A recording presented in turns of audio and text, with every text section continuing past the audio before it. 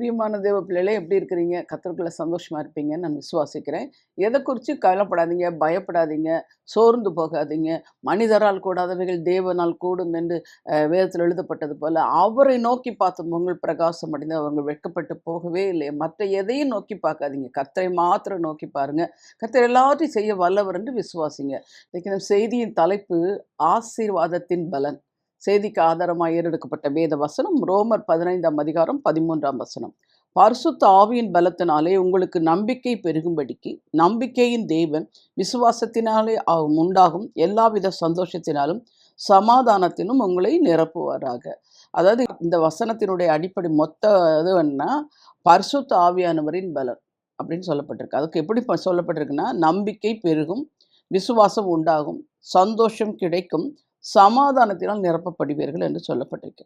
நாம் முதலாவது தெரிந்து கொள்ள வேண்டும், இயேசு கிறிஸ்துவின் விலையேறப்பட்ட இரத்தத்தினால் கழுவப்பட்டு அவருடைய கிருபையினால் ரட்சிக்கப்பட்டிருக்க வேண்டும்.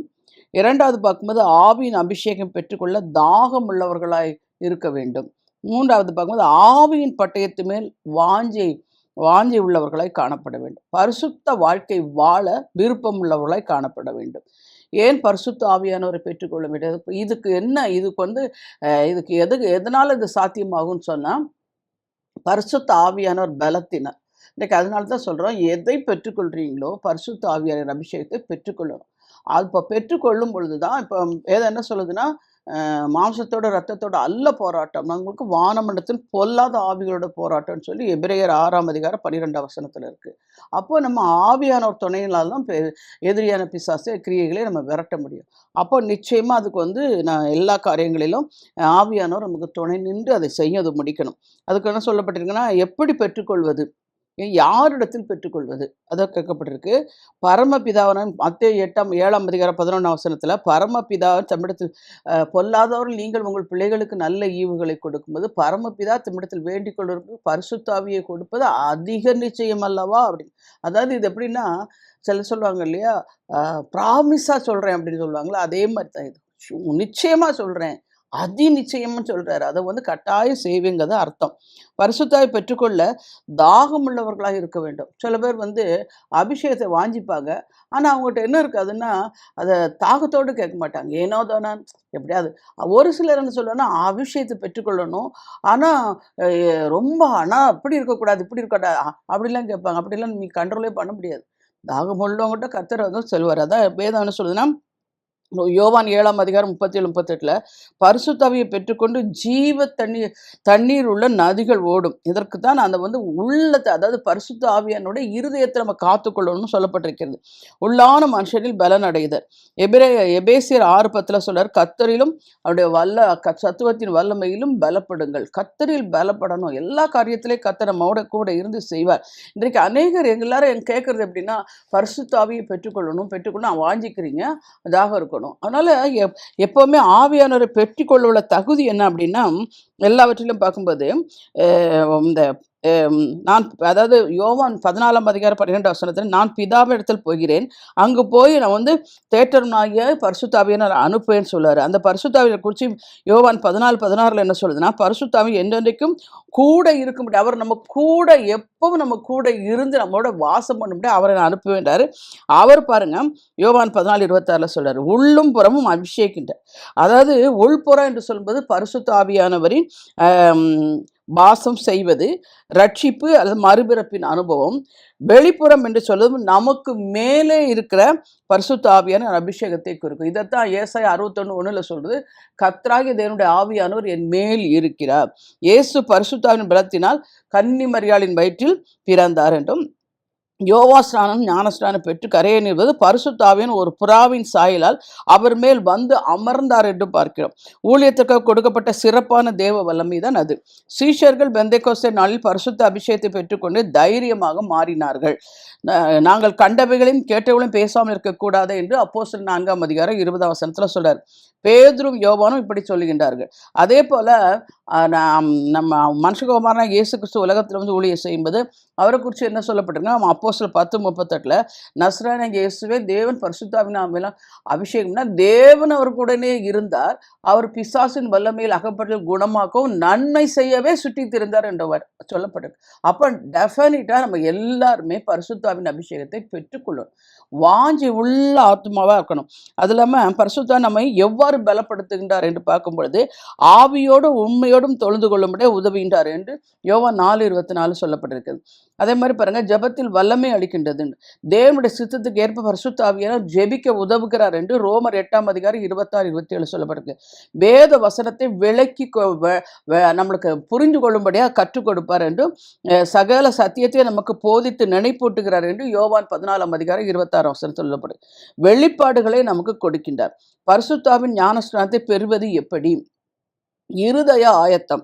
அதாவது அப்போஸ்தலர் 2:38 மனம் திரும்பி பாவ மன்னிப்பு கண்டு இயேசு கிறிஸ்துவின் நாமத்தினாலே ஞானஸ்நானம் பெற்றுக்கொள்ளுங்கள், அப்பொழுது பரிசுத்தாவின் வரத்தை பெறுவீர்கள் என்று சொல்லப்படும். மனம் திரும்புதலின் மூலமாக நம்மை நாம் சுத்தமாக்கி கொள்ள வேண்டும். தேவனுடைய வாக்குத்தத்தத்தை விசுவாசிக்க வேண்டும். அதான் சொல்றாரு, கேளுங்கள் பெற்றுக்கொள்வீர்கள் என்று சந்தேகப்படாமல் கேட்க வேண்டும். அதே மாதிரி பார்த்தீங்கன்னா கீழ்ப்படிந்து நடக்கணும். அப்போஸ்தலர் 5:37 தேவன் தமக்கு கீழ்ப்படுகிறவர்களுக்கு தந்தருளின பரிசுத்த ஆவியும் சாட்சி என்றார்கள். கீழ்ப்படிஞ்சு நடக்க, அதாவது ஆவியாரம் நமக்குள்ள வாசம் செய்த பிறகு நம்மளை அவர் நமக்கு கற்றுக்கொடு, அவர் நமக்கு போதகராக இருப்பார். நம்மளை போஷிக்கிறவர் மாத்திரமல்ல, போதகராக இருப்பார். சகல சத்தியத்திற்குள்ளும் நம்மளை நடத்துவார், வெளிப்பாடுகளை கொடுப்பார். இதைத்தான் 1 கொரிந்தியர் 2:9-10 சொல்றாரு. கர்த்தர் நமக்கு ஆயத்தம் பண்ணி வச்சு கண் காணவுமில்லை, காது கேட்கவில்லை, மனதில் அவைகள் தோன்றவும் இல்லை. ஆனால் நமக்கோ நம்ம பரிசுத்த ஆவியான அதை ஆவியினால் நமக்கு வெளிப்படுத்துவார் என்று அந்த வசனத்தில் சொல்லப்பட்டிருக்கு. அதுதான் கர்த்தருடைய கரத்தில் ஒப்படைக்க ஆவியை எல்லா காரியத்திலையும் ஆவியானவர் கூட இருந்து நம்மளை வழி நடத்த முடியும். அப்படி செய்யும்பொழுது பாருங்க, முதலாவது சொல்லப்பட்டிருக்கு பரிசுத்த ஆவியின் பலத்தை குறித்து இவ்வளவு நேரம் பேசினார். அதில் அப்புறம் நம்பிக்கை பெருகும்படிக்கு நம்பிக்கையின் தேவன் என்று சொல்லப்பட்டிருக்குது. அதில் பார்க்கும்போது நம்ம எல்லா காரியங்களும் வேதம் என்ன சொல்லுன்னா, உம்மை உறுதியாய் பற்றி கொண்ட மனதை உம்மை மட்டுமே நான் நம்பி இருக்கிறபடினால் ஏசாயா 26:3 பூர்ண சமாதானத்துடன் காத்துக்கொள். கர்த்தரை மட்டும் நம்பி நீங்க வாழ முடியும், நிச்சயமா முடியும். அதாவது அதுதான் ஆண்டவர் விரும்புவார். 100க்கு 100 அவரை மட்டுமே. ஏன்னா உலகம், மாமிசம், பிசாசு 3 நமக்கு விரோதமாக எப்போவுமே போராடிட்டே இருக்கும். ஆனால் சூழ்நிலைகள் நமக்கு விரோதமாக பேசும், எல்லாமே நமக்கு எதிரியாக தான் நிற்கும். ஆனால் கர்த்தருடைய வார்த்தை நம்மை பலப்படுத்தி நமக்கு உரிய மன்னாவை, அதுதான் எரேமியா 15:16 என்ன சொல்வாருன்னா, அவருடைய வார்த்தையை கிடைத்தவுடனே அதை உட்கொண்டேன், அது எனக்கு சந்தோஷத்தையும் மகிழ்ச்சியும் கொடுத்தது. நம்ம எப்படி சரீரத்துக்கு 3 வேளை சாப்பிட்றோமோ அதே போல் நம்ம ஆத்மாவில் பலன் அடையணும்னா கட்டாயம் நம்ம வசனத்தை புசிக்க வேண்டும். அதுதான். அதாவது என்னன்னா, அந்த வசனத்தை முதல்ல என்ன சொல்லப்பட்டிருக்கு, எல்லா காரியங்களையும் கர்த்தர் மேல் நம்பிக்கை வைக்கிறோன்னா அவரால் கூடாத காரியம் ஒன்றுமே இல்லை. ஆனால் மனுஷனால் கொஞ்சம் தான், அதாவது மனுஷன் ஒரு 70% தான் முடிஞ்சால் செய்ய முடியுமே, அப்படியே மற்ற எல்லாம் கம்ப்ளீட்டாக ஆண்டவர் தான் செய்வார். அதனால என்னன்னா, மனுஷன் மேல் நம்பிக்கை வைக்கக்கூடாது, நம்முடைய மாம்ச பலத்தின் மேல் நம்பிக்கை வைக்கக்கூடாது. அதே மாதிரி ஐஸ்வர்யம், கர்த்தர் எல்லாருமே, அதாவது வேதத்தில் என்ன சொல்லப்பட்ட கலாத்தியர் 3:13-14 சொல்லப்பட்டிருக்குது. அது எப்படின்னா, நமக்கு ஆசீர்வாதத்தை நம்ம தலை மேலே ஆசீர்வாதத்தை தான் நம்ம சுமக்கணுமே ஒழிய சாபத்தை சுமக்கக்கூடாது என்பதற்காக அவர் சிலுவையிலே சாபமானார். அது எதுக்காக சாபமானார்னா, ஆபிரகாமுடைய ஆசீர்வாதத்தை நம்ம சுதந்திரித்து கொள்ளன்னு இருக்கும் அந்த வசனம். அதனால் நீங்கள் சோர்ந்து போகாதபடி நம்மளை ஆசீர்வாதத்தை நம்ம ஆசீர்வாதமாக இருக்கவே அவர் சிலுவையிலே சாபமானார். எப்போவுமே சொல்லுங்கள், நீங்கள் துக்கத்தோடும் கவலையோடும் போராட்டத்தோடும் பயத்தோடும் கடன் பிரச்சனை, இல்லாமை, குறைவு, எனக்கு நிம்மதியே இல்லை, அப்படியெல்லாம் இல்லை, அப்படி எல்லாத்தையும் நீங்கள் சொல்லி புலம்பதை நிறுத்திட்டு, அது சில பேர் என்ன சொல்கிறாங்கன்னா 3ஆம் 4ஆம் தலைமுறை சாபம் அப்படின்றாங்க. அதெல்லாம் சாபமெல்லாம் இல்லை. நீங்கள் சொல்லணும், ஏன்னா என்னையும் என் சந்ததியும் என் குடும்பத்தையும் கர்த்தர் சாபத்திலிருந்து விடுதலை பெறவே அவர் சிலுவையிலே சாபமானார். முள்முடி தரித்து அவர் நம்ம சிலுவையிலே நம்ம சாபத்தை எல்லாம் முறிச்சு போட்டாருன்னு சொல்லுங்க, விசுவாசிங்க. அதை சொல்லாம எனக்கு சாபம் அது அப்படி இப்படி எல்லாம் இதை பற்றி பேசுறது முதல்ல பழையவள் எல்லாம் ஒளிந்து போயினாங்க, எல்லாம் ஒளிஞ்சுதுங்க. பழைய அதான் தோண்டாமலே இருந்துட்டிங்கன்னா, நான் இன்னொன்று சொல்கிறேன், பழசை நீங்கள் மறந்தாதான் வேதம் என்ன சொல்லுதா, முந்தினம் நினைக்க வேண்டாம், பூர்வமனை சிந்திக்க வேண்டாம், இதோ நான் புதிய காரியத்தை செய்கிறேன்னு சொல்கிறார். நீங்கள் அப்படி புதிய காரியத்தை செய்யணும்னா பழச எல்லாம் தூக்கி தூர எறிஞ்சிட்டு, சிந்தைய விட்டு, நினைவ விட்டு, இருதயத்த விட்டு சில பேர் பார்த்தீங்கன்னா, பழச மறக்கவே மாட்டாங்க. சொன்னதையே சொல்லி தேஞ்ச ரெக்கார்டு மாரி பேசிட்டு இருப்பாங்க. ஆனா என்ன சொல்றாரு ஆண்டவரு, "நீ முன்னேறி போக விடாதபடி தடை செய்கிறது உன் பழைய நினைவுகள், பழைய கடந்த காலங்கள்." அதையே நெனச்சு நெனச்சு புலம்பிட்டு இருக்கிறத உதறி தள்ளிட்டு, சுத்திகரிச்சுட்டு, இப்போ ஒரு இடத்துல நம்ம பார்க்கும்போது, ஒரு ஒரு பில்டிங்கே நம்ம ரிப்பேர் பண்ண போறோம். அத திருப்பி வந்து ரீபில்ட் பண்ண போறோம் அப்படின்னா, மறுபடியும் கட்ட போறோம்னா, முதல்ல அந்த இருக்கிற அந்த பில்டிங்க வந்து முதல்ல இடிச்சு, அதில இருக்க எல்லா ரப்பிஷ் எல்லாம் எடுத்து கொட்டிருவாங்க. கொட்டிட்டு தான் கிளீன் பண்ணி அப்புறம் தான் அதுக்கு வந்து ஃபவுண்டேஷன் போட்டு நல்லா அழகா அவங்க என்ன விரும்பி அவங்க இது குடுக்குறாங்களோ அதுபடி கட்டுவாங்க. அழகாவும் இருக்கும். முந்தி இருந்தத விட இப்ப பில்டிங் ரொம்ப அழகா கட்டணும்னு. அப்ப நீங்க வந்து முதல்ல பழைய குப்பைய தூக்கி எறிஞ்சிட்டு, அதுக்கு பேரு தான் ப ப ப ஒருவன் கிறிஸ்துவுக்குள் இருந்தா எல்லாம் புதுசு. பழையவைகள் எல்லாம் ஒழிந்து முதல்ல பழையவைகள ஒழிய பண்ணணுங்க. நீங்க வேற யாரையும் ஒரு வேளை சில காரியங்கள்னால சில பேரை நீங்க இழந்து போயிருக்கலாம். சில பேர் பிரிஞ்சு போயிருப்பாங்க. நீங்க அவங்கள பத்தியே பேசிக்கிட்டு, அவங்களே நெனச்சுக்கிட்டு இருந்தீங்கன்னா, வேலையே முடியாது.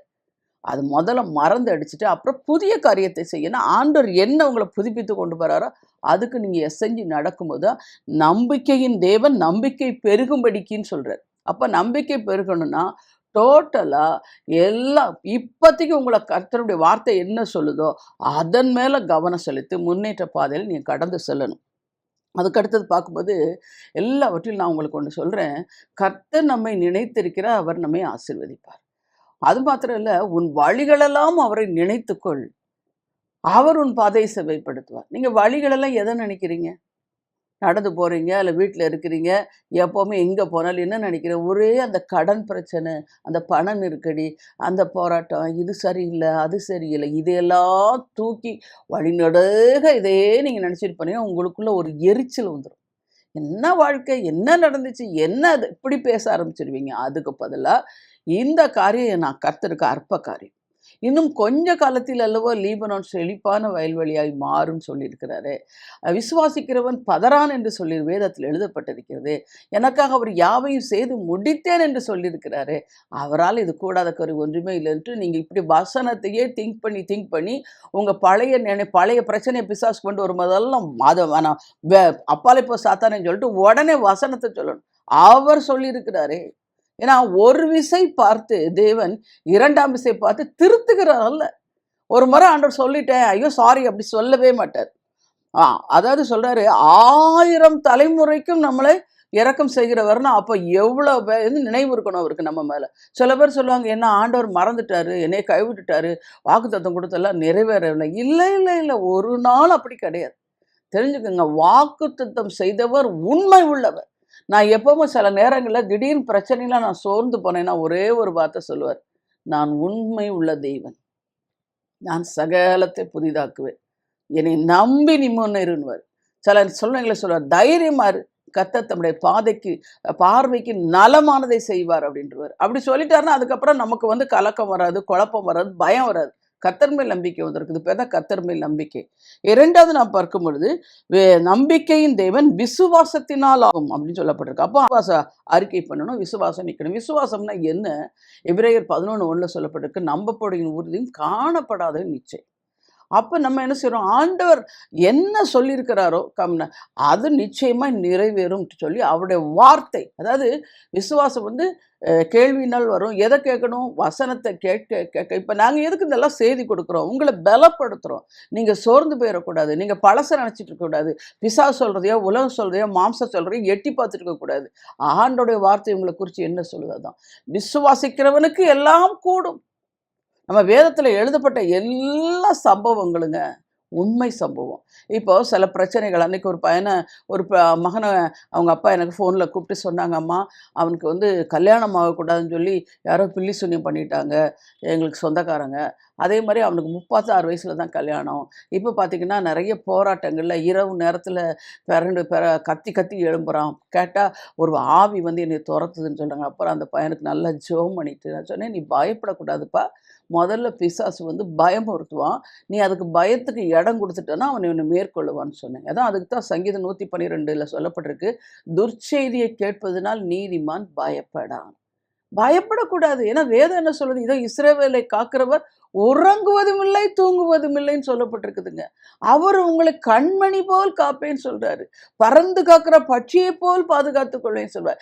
என் செட்டைக்கும் நிழலுக்குள்ளே உங்களை வைத்திருக்கிறேன்னு சொல்றாரு. அதெல்லாம் விசுவாசத்தை வார்த்தையை நீங்க பேச கற்றுக்கணும். அதுக்கு பேரு தான் வார்த்தை. அதாவது விசுவாச வார்த்தையை பேசணும்.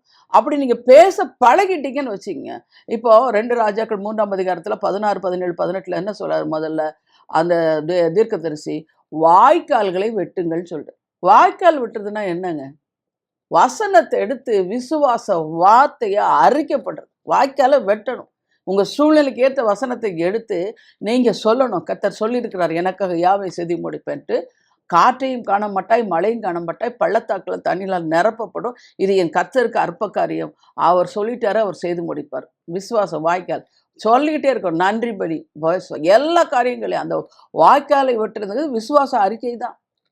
அதைத்தான் நீங்க சொல்லணும். இருதயத்துல விசுவாசித்து வாயினால அறிக்கைப்படும். அப்போ அங்க பார்க்கும்போது விசுவாசத்தின் தேவன் நிச்சயமா நமக்கு உதவி செய்வார்.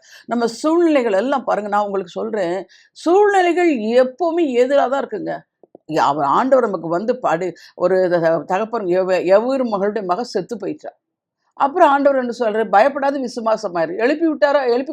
உயிரோட எழுப்பி கொடுத்தாரா இல்லையா? கொடுத்தார். அதே மாதிரி பெரும்பாலும் உள்ள ஸ்திரீ, நான் அவர் வஸ்திரத்தின் ஓரத்தாயிலும் போய் தொடுவேன், நான் சுகம் பெற்றாளா இல்லையா? இது மாதிரி அதாவது உங்க சூழ்நிலைக்கும் இந்த உங்க போராட்டத்துக்கும் நம்ம வேதத்தில் இருக்கிற அந்த பிரச்சனைக்குரிய வசனத்தை எடுத்து அதை வந்து அந்த என்ன சொல்றது, அந்த பாத்திரமாய் நீங்க மாறிடணும். இப்போ கடன் பிரச்சனை இருக்கிறீங்க, ஒரு தீர்க்கதரிசி கடனை வச்சுட்டு செத்து போயிட்டார்ல, உடனே எலியா தீர்க்கதரிசிட்டு ஓடுற. அப்பா அவர் கேட்குற எலிசரை போனா அவர் என்ன கேட்பாரு? உன்னிடத்துல என்னமா இருக்கு? ஒரு குடம் தண்ணி தான் இருக்குன்னு சொல்லுவார். அப்போ அக்கம் பக்கத்துல எல்லாம் எம்டி பேசல வாங்குன்ட்டு அதுல இருந்து வந்து அந்த எண்ணெயை வச்சு கடனை தீர்க்கிற. அதே மாதிரி அந்த கடன்னா அதை எடுத்துக்கணும். அப்படி அந்த பாத்திரமா மாறிடணும். இப்போ யோசிப்பை பற்றி சொல்லும்போது என்ன சொல்றாங்க? இன்னைக்கு அநேக வாலிப பிள்ளைகளாட்ட கேட்குறாங்க, நிறைய போராட்டங்கள், வேலை கிடைக்க மாட்டுக்கு, இப்போ குடும்பத்தில் ஒரே நிந்தை, அவமானம், வயசாயிடுச்சு, உனக்கு கல்யாணம் ஆகலையா, குழந்தை பிறக்கலையா, அப்படி நிறைய கேள்வி கேட்குறாங்க. நான் ரொம்ப கஷ்டப்படுறேன். நான் அப்போ எப்பவுமே சொல்லுவேன், யோசிப்புடைய வாழ்க்கையை பாருங்க. அவர் எவ்வளோ நெருக்கப்பட்டார். ஒரு முறையாவது அவர் வந்து முறுமுறுத்தாரா, இல்லை கண்ணீர் வடிச்சாரா, கலங்கி நின்னாரா? இல்லை. ஏன்னா அவர் கத்த கூட இருக்கிறாரு அப்படின்னு அவரும் உணர்ந்து அவரை பார்க்குறவங்களும் சொன்னாங்க. எகிப்து, அந்த எகிப்தியன் சொல்றான், இவன் கூட ஆண்டவர் இருக்கிறான்னு சொல்லி தன்னுடைய அதில் இருந்ததெல்லாம் அவர்கிட்ட யோசேப்கிட்ட ஒப்படைச்சான். அதனால ஒரு நாளும் நீங்க எல்லாரும் சொல்ல வேண்டிய ஒரு வார்த்தை, என் கூட கர்த்தர் இருக்கிறார். இன்னைக்கு கொஞ்ச நாள் ப்ராக்டிஸ் பண்ணுங்க. பரிசுத்தாவின் அபிஷேகத்தை பெற்றுக்கொண்டவங்க நீங்க என்ன சொல்லணும்? ஆவியானவர் எனக்குள்ளே வாசம் பண்ணி கொண்டிருக்கிறார். அவர் எல்லாவற்றையும் பார்த்து கொள்வார். ஆண்டவர் சத்தத்துக்கு கீழ்ப்படிக்கணும், பேசணும், அவரோட நீங்க போய் ஐக்கியம் வச்சுக்கணும். சொல்றோம் இல்லையா? இயேசு கிறிஸ்துவின் கிருபையும் தேவனுடைய அன்பு பரிசுத்தாவியனோட ஐக்கியம். எல்லா சண்டையும் வந்து நம்ம அந்த வார்த்தையை கேட்குறோமே, அதன்படி தான் பரிசுத்தாவியனோட ஐக்கியம் வைக்கணும். அப்போ இன்னொன்று, நீங்க வேதத்தை படிச்சு படிச்சு படிச்சு உங்களை இருதயத்துல வசனத்தை அடுக்கி வச்சுக்கொள்ளணும். சும்மா இடத்துல ஆண்டவர் வந்து டைரக்டா வந்து அப்படி நின்று வசனத்தை, சில பேர் சொல்லுவாங்க, சொப்பனத்துல ஆண்டவர் எனக்கு வசனம் சொல்லணும், இல்லைன்னா ஆவியானவர் கூட இருக்கணும், உடம்பு சிலுக்கணும், இது பனி போல வரணும், சூடா வரணும், இதெல்லாம் இல்லை, உணர்வின்படி இதெல்லாம். இந்த மாதிரி இல்லை. நீங்க நினைச்சிட்டு இருந்து தப்பான எண்ணத்தை கொண்டு மனசுல போட்டு வச்சிருக்கிறீங்க. இல்லை, உணர்வு இல்லை. அவர் கூட இருக்கிறான்னு உணர்ந்து நடக்கணுமே ஒழிய, உங்களுடைய எமோஷனில் போய் எனக்கு ஆண்டவர் தொடர்றது எனக்கு தெரியும். அன்றைக்கி ஒரு பையன் வந்து ஜெபிக்க வந்திருந்தான். அவன் ஜெபிக்கும்போது சொல்கிறான், ஆண்டவர் என்னை தொடணும், இல்லை பனியை போல் என் மேலே இறங்கணும். இது என்னது? ஆண்டவர் வந்து அபிஷேகத்தை ஊற்றும் போதே உங்களை ஆவியினால் நிரப்புறாரு. அப்புறம் என்ன உங்களுக்கு இது? அதெல்லாம் நீங்கள் நிறைய சந்தேகத்தை பிசாசு எழுப்போம். அந்த மாதிரிலாம் அந்த உலகத்தாரை போல் நீங்கள் பேசுகிறத முதல்ல நிறுத்தி, மாம்சம் சொல்கிறத நிறுத்தி, எதிரியான பிசாசு சொல்கிறத நிறுத்தி, அதெல்லாம் கேட்க அவன் சொல்லும் போதே நீங்கள் நோ சொல்லிடணும். நோ என்ட்ரி போர்டு போட்டான்னா போலீஸ் டிராஃபிக் நம்ம போக முடியுதா? இந்த பக்கம் உடனே ஒன் வேன்னு சொல்லிட்டானா அங்கே அவங்க உடனே திரும்பி போயிடுவோம். ஏன்னா அங்கே ஃபைன் போடுவாங்க, பிரச்சனை வரும், அதெல்லாம் வரும். அதனால என்ன சொல்றேன்னா, ஆண்டவர் சொல்ற கட்டளையின்படி, அப்படியே கற்பனையின்படி நீ நடக்கும்போது உன் வழிகள் எல்லாம் அவர் பார்த்து கொள்வார். நீ பயப்பட வேண்டாம். விசுவாசித்து வாழ கத்துக்கொள்ளுங்க. ஏன்னா லூக்கா 1 சொல்லி, விசுவாசித்தவளே பாக்கியவதி, அவளுக்கு சொன்னப்பட்ட பிரகாரமே நிறைவேறும். ஆண்டவர் உங்களுக்கு ஒரு வாக்குத்தத்த வசனம் கொடுத்துட்டாருனாங்க, அது நிச்சயமாய் நிறைவேறும். ஏன்னா அவர் வார்த்தையில் உண்மை உள்ளவர். நீங்க யோசிச்சு பாருங்க, ஆபிரகாமுக்கு எத்தனை வயசுல குழந்தைய கொடுத்தாரு? முதல்ல அவன் ஆபிரகாம்கிட்ட வந்து சொல்லும்போது ஆபிரகாம் தன்னை பார்க்குறான். நான் வயசானவன், அவளுக்கும் வயசாகி போச்சு, எது நடக்குமான்னு முதல்ல தன்னை பார்த்தான். ஆனா தன்னுடைய பலன் இருக்கிற வரைக்கும் அவன் வந்து மாம்சத்துல இறங்கி ஆகாரம் எடுத்துக்கிட்டான் இல்லையா? அதனால தான் தன்னுடைய பலன் அற்று போகிற வரைக்கும் கர்த்தர் பொறுமையா இருந்தார். இப்ப யாரை பார்க்கணும்? ஆண்டவர் தான் பார்க்குறோம். அதனால தான் இப்பவே நீங்க ஆண்டவரை பார்த்துடணும். இது உம்முடைய பார்வைக்கு அற்ப காரியம், இது உமக்கு லேசான காரியம், இது உமக்கு கொஞ்ச காரியம். இப்படி நீங்க பேச ஆரம்பிச்சிட்டீங்கன்னா உங்க ஆவி ஆத்மா சரீரத்திலேயே ஆண்டவர் கீழ்ப்படிந்து நடக்கிற கிருபையை கொண்டு வந்துருவார். ஆவியானவர் ஆட்கொண்டுருவார் உங்களை. அதான் நீங்க செய்யணும். எல்லா காரியத்திலும் கர்த்தர் கூட இருந்து சொல்றார். விசுவாசத்தின் தேவன் எல்லாவற்றையும் அது விசுவாசத்தின் தேவன் எப்படி செய்வார்னா, அடுத்தது சந்தோஷத்தை கொடுப்பார். விசுவாசம் முதல்ல நம்பிக்கை தேவன் மேல இருக்கணும், ரெண்டாவது விசுவாசம் உங்களுக்கு உண்டாகணும், மூன்றாவது சந்தோஷம் கிடைக்கும் என்று சொல்லப்பட்டிருக்கு. உண்மையிலே தானே வேதம் என்ன சொல்லுது? மகிழ்ச்சியா இருப்பதே உங்களுடைய பலன். நீங்க சந்தோஷமா இருக்கிறதான் அவர் சிலுவையில எல்லா துக்கத்தையும் பாடுகளையும் பலகீனங்களையும் வேதனைகளையும் எல்லாம் சுமந்து தீர்த்துட்டார். வறுமை தரித்திரம் எல்லாம். ஏன்னா இந்த வறுமை தரித்திரம் நோய் நொடினா துக்கப்பட்டு இருப்பீங்க. ஆனா நீங்க மகிழ்ச்சியா இருக்கிறதான் அவரை வந்து சிலுவை சுமந்த ஆசீர்வாதத்தை தான் மேல எல்லாத்தையும் எடுத்துக்கொண்டு அவர் உங்களுக்கு ஆசீர்வாதம் எல்லா சந்தோஷம் சமாதானம் எல்லாத்தையும் கர்த்தர் கட்டளையிட்டார். அதனால ஒரு நாள் சோர்ந்து போகக்கூடாது. எல்லா சூழ்நிலையும் கர்த்தர் கூட இருக்கிறார். சந்தோஷம் கிடைக்க முடியாது. அதாவது நீதிமொழிகளை சொல்லப்பட்டிருக்கு, மன மகிழ்ச்சி உங்களுக்கு முகமலர்ச்சியை தரும். மன மகிழ்ச்சி நல்ல ஔஷதம். இன்னைக்கு பாருங்களேன், நீங்க சந்தோஷமா இருந்து பார்த்தீங்கன்னா உங்களுக்கு பலகீனத்தை உணர மாட்டீங்க. நோய் பிணி வராது, பிசாசு நடுங்குவான். நம்ம பாருங்க, ஆனந்த கழிப்பு அப்படின்னு சொல்றோம் பார்த்தீங்களா, அந்த கழிப்புள்ள இருதயத்தோடு இருந்தா, அதுக்கு தான் வேதம் என்ன சொல்ற, சங்கீதம் 37:4 சொல்றாரு, கர்த்தரிடத்தில் மன மகிழ்ச்சியா இரு, அவர் உன் இருதயத்தில் வேண்டதை உனக்கு அருளி செய்வார். அதனால என்ன சொல்றேன்னா, நம்ம வந்து 2ல 1 தாங்க செய்யும். 2 பக்கம். ஒன்று வந்து கர்த்தரிடத்தில் மகிழ்ச்சியா இருக்கணும், இல்லைன்னா பிசாசோட துக்கமா இருக்கணும். நீங்க எதை தெரிந்து கொள்வீங்க? கர்த்தரிடத்தில் மகிழ்ச்சியா இருக்கிறத தெரிந்து கொள்ளுங்க. அப்போ உங்களுக்கு வந்து சந்தோஷம் கிடைக்கும். அதாவது உலகம் தரக்கூடாத சந்தோஷம். சில பேர் சொல்லுவாங்க, எவ்வளவு பிரச்சனை வந்தாலும் சந்தோஷமா இருக்கிறீங்க. ஆமா, நீதிமானுக்கு ஒரு கேடும் வராதே. நீதிமான் சந்தோஷமா இருக்கணும். எல்லாம் எப்பொழுதும். அதுக்குதான் பவுல் பாருங்க எழுதுவது, பிலிப்பியர் 4ஆம் அதிகாரத்துல அவர் எழுதுறது எங்க இருந்து எழுதுறாரு? சிறைச்சாலையில இருந்து எழுதுறாரு. ஆனா அவர் எப்படி எழுதுறாரு? கர்த்தருக்குள் சந்தோஷமா இருங்கள் என்று மறுபடியும் உங்களுக்கு சொல்றேன். ஏன்னா நம்ம சொல்லும் போதே கேட்க மாட்டாங்க. அதனால மறுபடினா அதுல வந்து அர்த்தமுள்ளது. நிச்சயமா சந்தோஷமா இருக்கு. சந்தோஷமா இருக்கணுங்க. நீங்க சந்தோஷமாவே இருந்து பழகுனீங்கன்னா உங்களை சங்கடப்படுத்த, உங்களை சஞ்சலத்தை உண்டு பண்ண பிசாசால முடியாது. என்ன சொன்னாலும் இந்த உலகத்தார் சொல்லுவாங்க தெரியுமா, இந்த பருப்பு எல்லாம் வேகாதுன்னுவாங்களா, அதை மாதிரி தான் பிசாசு ஓடியா போயிடுவான். ஐயோ இவகிட்ட போகவே முடியாது, இவன் நெருப்பு அபிஷேகத்தோடு நிற்கிறா, அவன் சந்தோஷமா இருக்கிறா. சந்தோஷமா இருந்தா பிசாசு உள்ள நுழைய மாட்டான். அதை தெரிந்து கொள்ளுங்க. எல்லா காரியத்திலும் எப்பொழுதுமே அதுதான், எப்பொழுதும் சந்தோஷமா இருக்கணும். தாவீதுக்கு வந்த தொந்தரவுடைய உங்களுக்கு வரப்போகுது.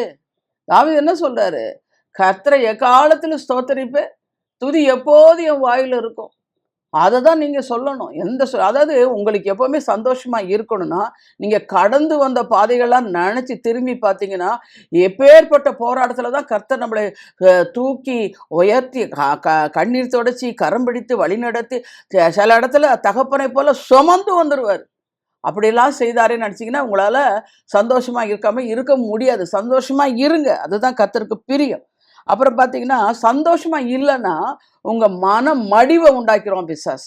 அந்த மன மடிவுன்னா என்ன அர்த்தம் தெரியுமா? மன முறிவுன்னு கூட அர்த்தம். என்ன அர்த்தம்னா, ஆவியில உங்களை சோர்ந்து போக வச்சிருவான், இழுத்துருவான் கீழே. அவன் சொல்றதை நீங்க நம்ப ஆரம்பிச்சிருங்க. அதனால தான் கர்த்தரிடத்தில் மனமகிழ்ச்சியா இருங்க, அவர் உன் இருதயத்தின் விடுதலை அருளி செய்வார். அடுத்தபடியா பார்க்கும்போது சமாதானத்தினால் உங்களை நிரப்புவார். இன்னைக்கு சமாதானத்துக்காக தான் நாங்கள் இவ்வளோ போராடுறீங்க. எத்தனை போராட்டங்கள். சமாதானம்னா என்ன? இளைப்பாறுதல். சாலமோனை பார்த்து சொல்லணும், 4 திசையிலும் உனக்கு கர்த்தர் இளைப்பாற பண்ணி இளைப்பாறுதலை கட்டளையிட்டார் என்று சொல்றார். விரோதியும் இல்லை, இடையூறுதலும் இல்லை. நீங்க இந்த மாதிரி ஆண்டவரே எனக்கு சமாதானம், உம்முடைய சமாதானத்தை தாரு. அவர் அப்படிதான் சொல்றாரு, என்னுடைய சமாதானத்தை உனக்கு தாரேன், நீ அதை பெரு உலகம் தரக்கூடாத சமாதானம். சமாதானம்னா என்னங்கன்னா, உங்களால் எப்படி இருக்க முடியும்னா, கர்த்தருடைய வார்த்தையை முழுமையாய் 100க்கு 100 அவரை மட்டும் சார்ந்து அவரை நோக்கி பார்த்து, அவரை நோக்கி பார்த்து மங்கள் பிரகாசம் அடைந்து அவர்கள் வெட்கப்பட்டு போவதில்லை. நீங்க அவரை நோக்கி பார்க்கறத போல எதை நோக்கி பார்க்குறீங்க? சூழ்நிலை நோக்கி பார்க்குறீங்க, வியாதியை நோக்கி பார்க்குறீங்க, பிரச்சனை நோக்கி பார்க்குறீங்க. எதிரியான பிசாசு அவன் எப்போவுமே நமக்கு நெகட்டிவாவே நிற்பான். அவன் சொல்றத பார்க்குறீங்க. அதெல்லாம் விட்டுட்டு அவர் சொல்றாரு, என்னை நோக்கி கூப்பிடு. நான் உனக்கு உத்தரவு கொடுத்து நீ அறியாதது நீ எட்டாததுமான பெரிய காரியங்களை உனக்கு அறிவிப்பேன். நம்ம பாருங்க, தானியேல சிங்க கபில போடுறார். பயந்தாரா? இல்ல, கர்த்தர் கூட இருக்கிறாரு. யோசிச்சு பாருங்க, சிங்க கபில சிங்கத்துக்குள்ள தூக்கி போட்டா போடுறதுக்கு முன்னாடியே உயிர் நின்று போயிடும். கர்த்தர் கூட இருக்கிறார் தைரியத்தில். அப்புறம் ஏன்னா 3 வேளை எப்பவுமே இடைவிடாமல் ஆராய்த்த கர்த்தர் தேவன் கூட இருக்கிறாருன்னு போடுறாரு. அதே மாதிரி சாத்ராக் ஆபேத் மேஷாக் ஆபேத் நேகோ என்ன பண்ணாங்க? உள்ளத்துக்கு போடும்போது எனக்கு என்ன விடுவிக்காமல் போனாலும் பரவாயில்லப்பா, எங்க கர்த்தர் எங்களை விடுவிப்பாரு. அவ்வளவு விசுவாசம். அப்படி இருக்கும்போது அவங்க கலங்கி இருப்பாங்களா? அவங்க சமாதானம் குறைவே இல்லையே. இன்னைக்கு எல்லாரும் அதானே சொல்றீங்க. அதே மாதிரி இன்றைக்கு பேரண்ட்ஸ், இப்போ நிறைய பெற்றோர் சொல்லி ஜெபிக்கிறதே, என் பிள்ளையால எனக்கு சமாதானமே இல்லை சிஸ்டர், எங்க வீட்டில் ஒரே போராட்டம், ஒரே சண்டைகள்றீங்க.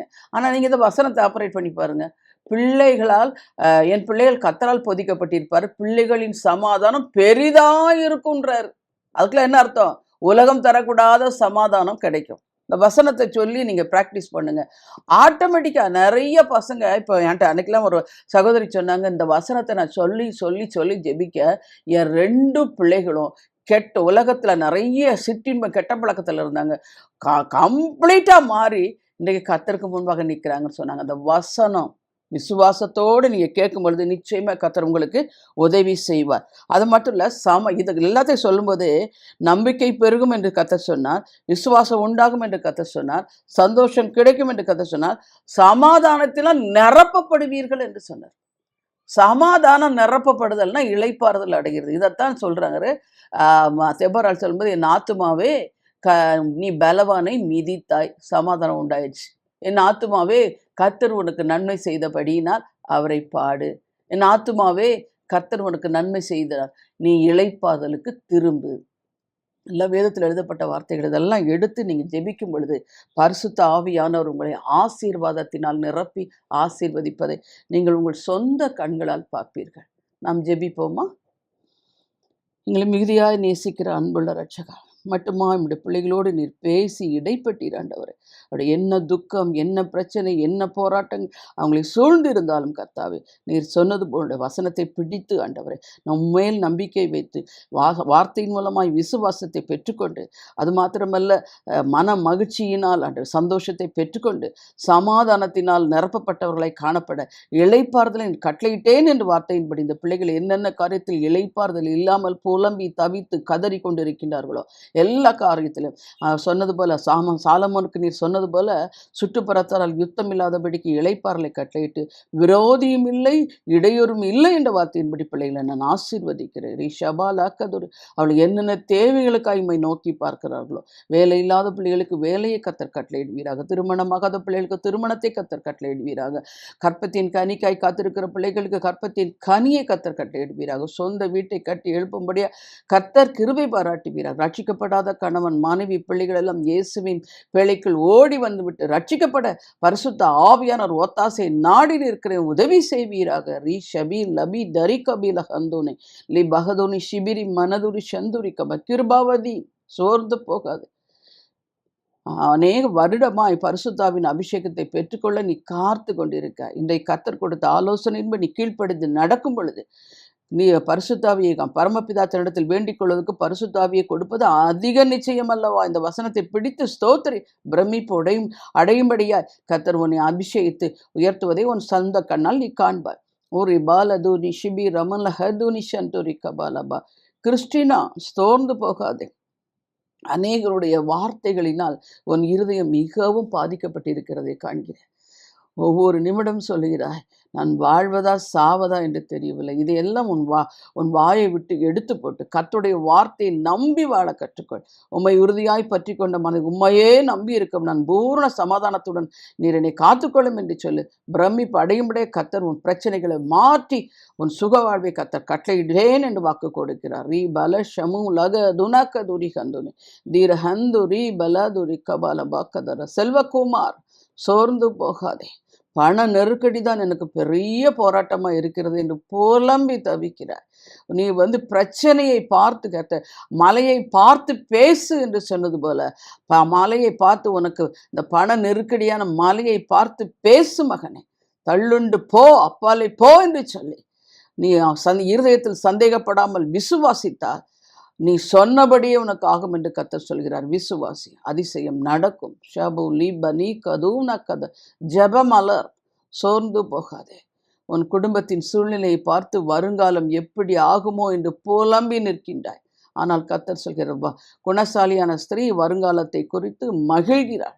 கர்த்தர் உனக்கு வருங்காலம் மகிழ்ச்சியான ஆசீர்வதிக்கப்பட்ட வாழ்க்கையை கர்த்தர் கொடுப்பேன் என்று வாக்கு கொடுக்கிறார். விசுவாசி, உன் கண்கள் அதிசயத்தை காணும்.